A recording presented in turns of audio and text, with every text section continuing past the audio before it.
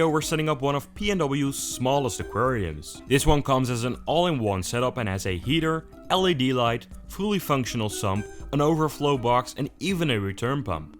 Shawn from Fritz Aquatics gifted me this aquarium when I visited Dallas to attend the largest aquarium festival in the United States, Aquashella. Before we get into what Aquashella is all about, let's see what we can do with this tiny aquarium. The first step is unscrewing the light. This gives us a little bit more room to work on the aquarium.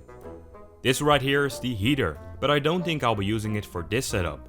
The LED itself will provide some heat, and given that my room itself is pretty warm, I don't think the heater is necessary. Now let's prepare the mini sump. What I find amazing is that the sump is literally a miniature version of a big sump. It has multiple chambers, space to put in filter floss or biomaterial, and room for a return pump. It even comes with a sump cover.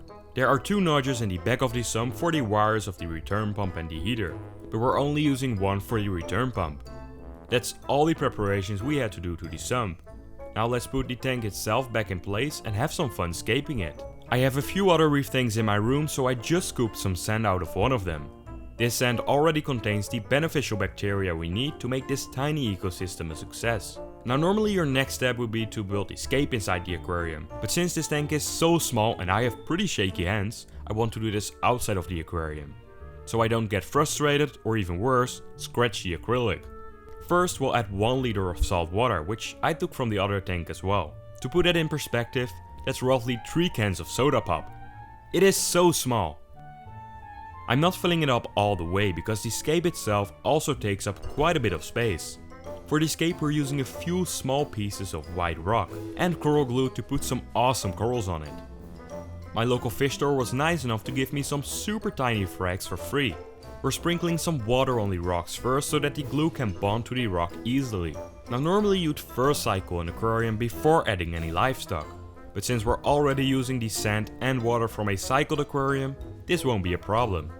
While we add some cool corals to the rock, let me tell you a little bit about Aquashella. Aquashella is the largest aquarium event in North America, featuring the best of freshwater, saltwater, reptiles and aquatic art. Aquashella is an event for all aquarium hobbyists, from beginner to expert, or even people who don't have an aquarium at all but just want to experience the wonders of aquariums and exotic pets. I attended the Dallas event in May and there's another one in Daytona, Florida in November. In 2024 there are even 3 events, one in Daytona, one in Dallas and one in Chicago. Check out aquashella.com to see what it's all about and get your tickets. I really hope to meet you there. Alrighty, the reef is ready and to be honest, I think I did a decent job.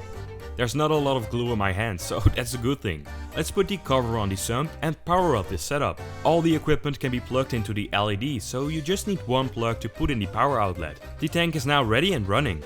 Let's see what the corals look like in 24 hours.